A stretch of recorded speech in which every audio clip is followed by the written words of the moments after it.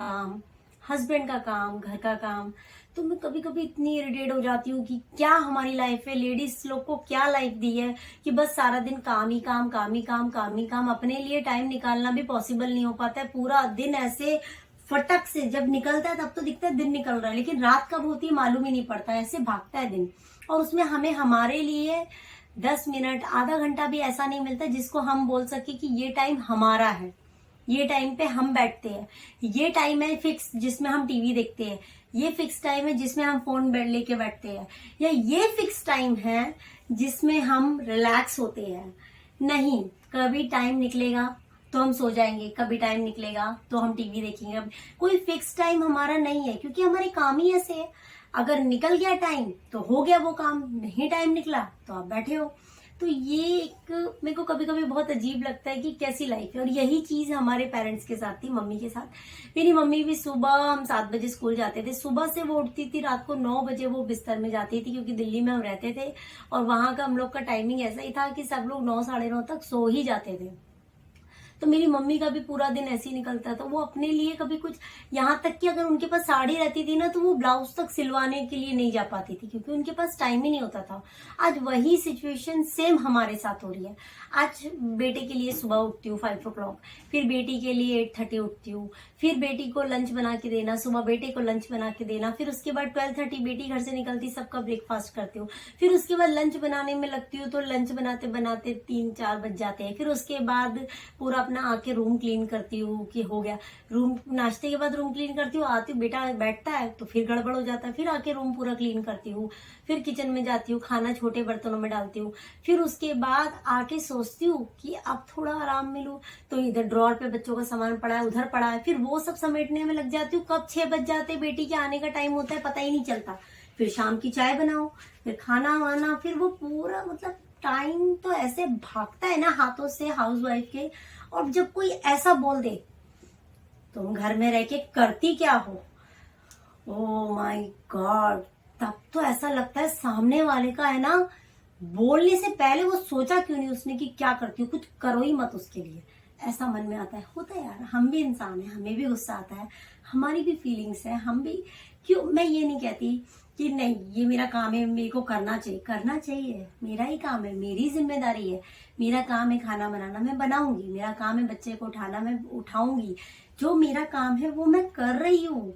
चाहे कभी तबीयत ठीक नहीं होती तो वही काम थोड़ा डिले हो जाता है, थोड़ा देर में होता है, लेकिन करती हूँ।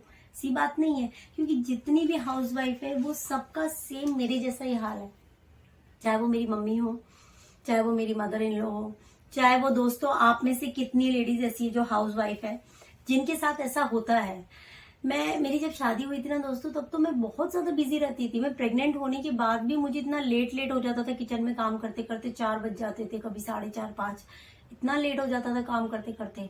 लेकिन धीरे धीरे धीरे धीरे लाइफ आगे बढ़ती गई, बच्चे थोड़े बड़े हो गए, तो धीरे धीरे थोड़ा माइंड शांत रहने लगा। बहुत चिड़चिड़ाहट होती है, अरे ये वो ऐसा। अभी क्या है, अभी मालूम है हमारा काम है, हम कर लेंगे। सामने वाला भी कोई मुझे कुछ कहता है ना तो मैं माइंड नहीं करती हूँ। ठीक है यार, मैं 4 बार उसको बोलूंगी, वो 10 बातें सामने वाला मुझे बोलेगा, उससे उसका दिमाग खराब हो या ना हो, मेरा दिमाग खराब होएगा। और उस टाइम पे जो हमारे अंदर एनर्जी है वो एनर्जी भी डाउन होती है।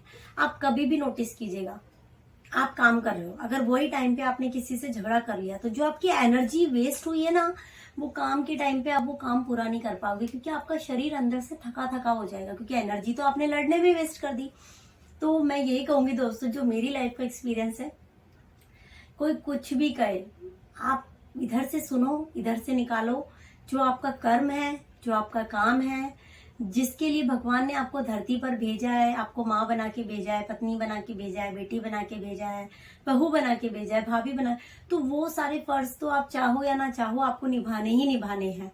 ठीक है, कोई बात नहीं है, भगवान ने दिए ताकत, झेलेंगे, करेंगे, सबको फेस करेंगे, सबका काम करेंगे, क्या दिक्कत है, करेंगे, लेकिन हंसी हंसी करेंगे, खुशी खुशी करेंगे। कोई बात नहीं, कर सकते हैं, हम कर सकते हैं।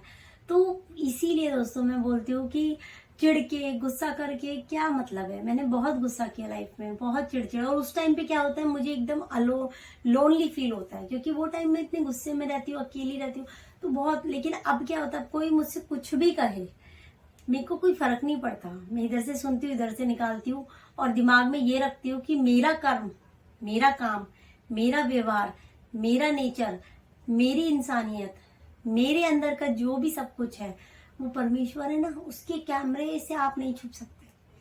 आप हस्बैंड के कैमरे से छुप जाओगे क्योंकि वो लिमिटेड टाइम ही आपके साथ रहते हैं।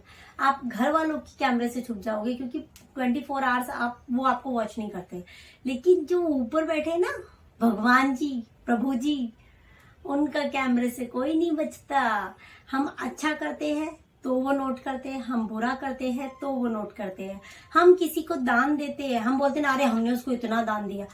दान बता के नहीं दिया जाता, दान छुपा के दिया जाता है। जब आप छुपा के किसी को दान देते हो ना तो उस दान का फल 10 गुना बढ़ जाता है। और आप शो ऑफ करके देते हो तो आपने जहां वो दान गिनवाया वहीं वो दान का जितना पुण्य था खत्म हो गया है। तो इसलिए वो भगवान हमें हमेशा वॉच करते हैं।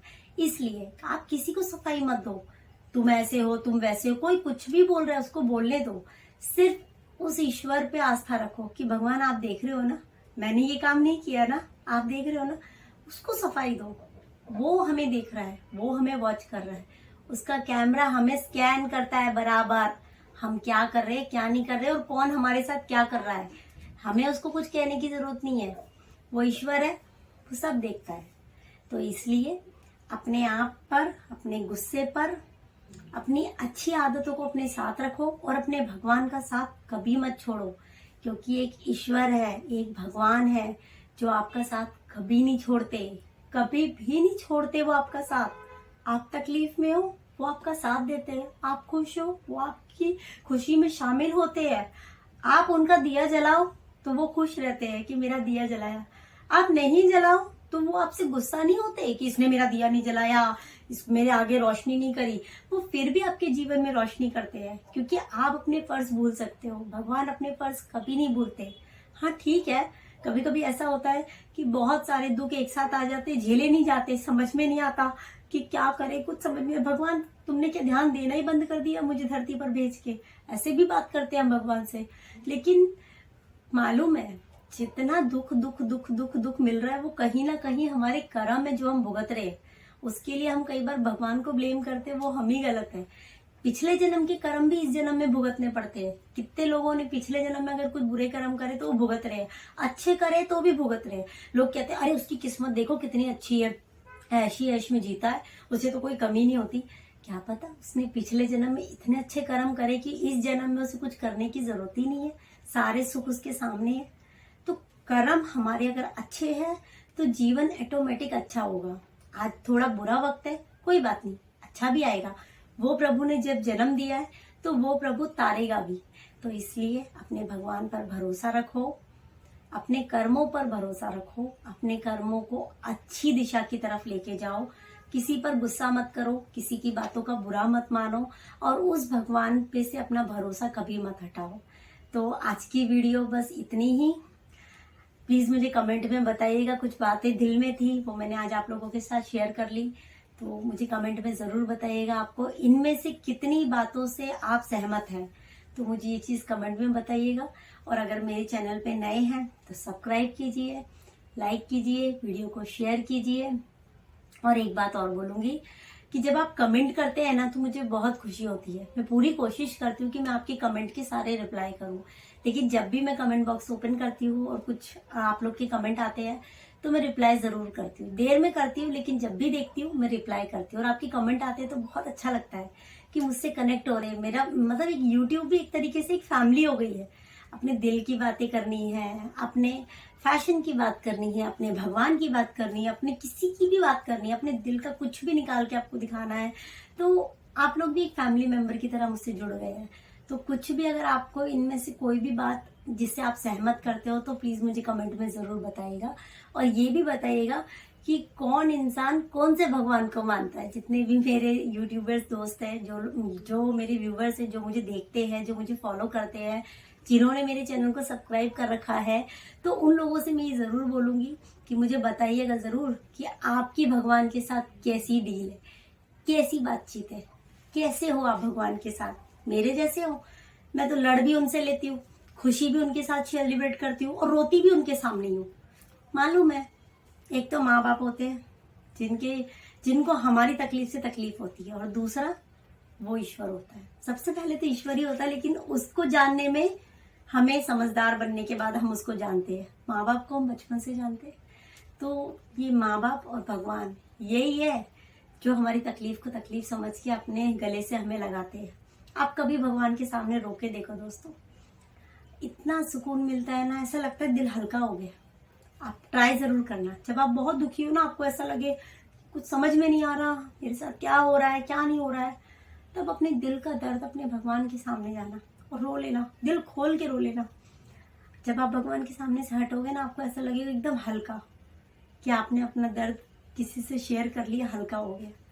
क्योंकि कितनी बातें ऐसी होती है सबसे शेयर नहीं की जाती, लेकिन उस ईश्वर से हम कर सकते हैं।